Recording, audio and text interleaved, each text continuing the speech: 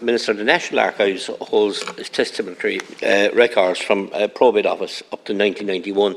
The Public Records Office Ireland Act 1867 established the Public Record Office of Ireland as the official place of deposit for the records of the higher courts once they were 20 years old.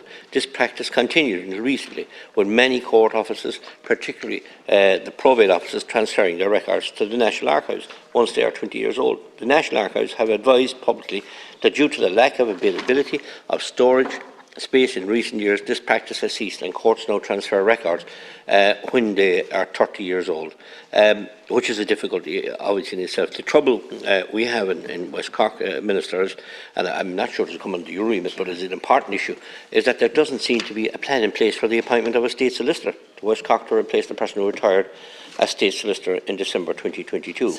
After 36 years of service, we are aware that Jeremiah Healy, Solicitor for Mai, who is a State Solicitor for East Cork, is active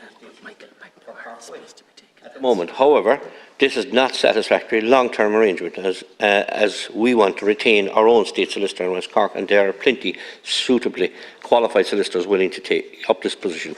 Records should be digitised, as has been said here, Minister, and recorded.